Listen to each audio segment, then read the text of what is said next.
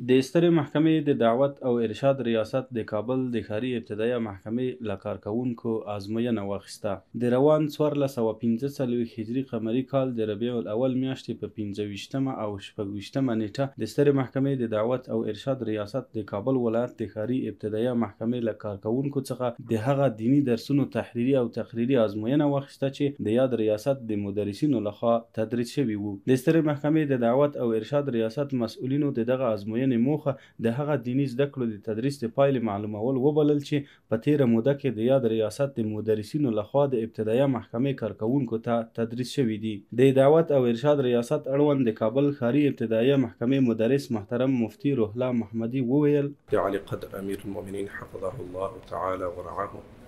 د هدایت او د امر په اساس باندې تاسو وینئ چې الحمدلله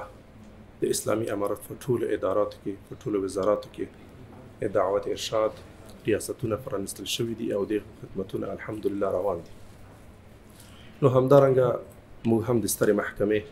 د دعوت ارشاد ریاست مربوطه محاکمو لکه جنګلک او وثایق او نورو محاکمو کې په څیر همدارنګه د کابل په ابتدایي شهري محکمه کې درسونه او فعالیت جریان لري. نوموړي زیاته کړه نن تقریبا موږ د خپلو فعالیتو هغه نهایي نتیجه امتحان اخلو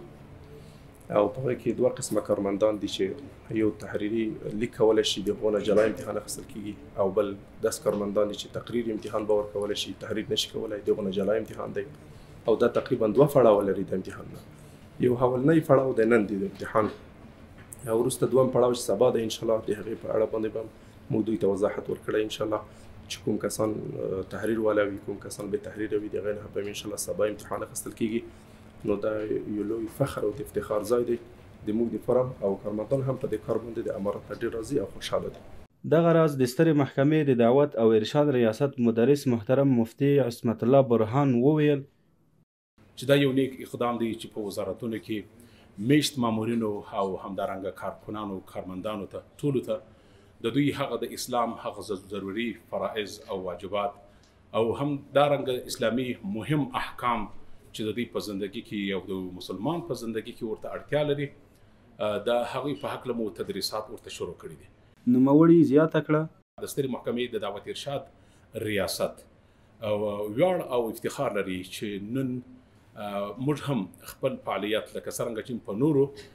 محاکمو کې هم پیل کړي وو لکه د وثایقو په محکمه کې او همدارنګه په خپلو ټولو مربوطه څانګو کې د شهري محاکمه او د مرافعې محکمې د حقوقو عمومي ریاست همدارنګه د مجاهدینو یا د قضاتو